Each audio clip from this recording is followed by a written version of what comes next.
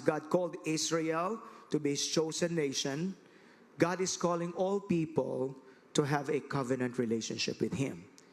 Kaya ang Biblia, meron tayong Old Covenant or Old Testament, kasunduan, paano makipagrelasyon sa Diyos, paano mo tratuhin ng Diyos, paano ka mabuhay ng kalugod-lugod sa Diyos.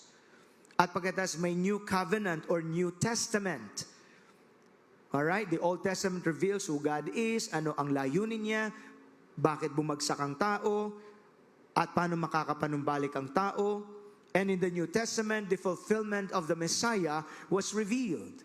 The Lord Jesus Christ, the only way back to God. Wala nang iba. Hindi ka kayang iligtas ng kagwapuhan mo, kagandahan mo, education mo, nothing. So God sent His Son to give chance to people. Nakapagtapos ng pansamantalang buhay mo sa mundo, hindi ka takot, haharap sa iyong eternidad. So God is calling people to have a covenant relationship with Him. From Genesis to Malachi, that's the Old Testament. From Matthew to Revelation in the New Testament. But it is actually covenant. Paano makipagrelasyon sa Diyos? Basahin mo ang Biblia. Alright? So having a covenant with God means having a right, personal, biblical relationship with God. Gusto ko pong sabihin, hindi ho lahat ng nagsasabing sila'y sa Diyos, sa Diyos na nga sila. Meron lang isang pruweba na magpapatunay na totoong may relasyon ka sa Diyos. At yun ay pag dinirinig mong kanyang tinig.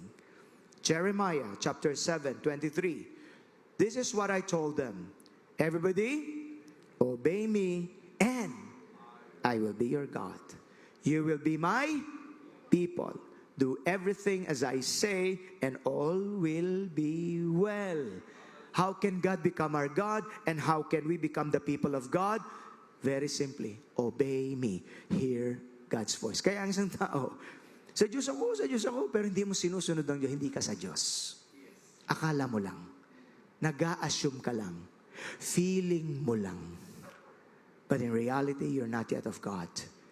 So this morning, congregation, even you joining us via live stream, tsakin mo, totoo ang iyong covenant relationship with God. Can we say amen? Hallelujah! Praise God! Praise God!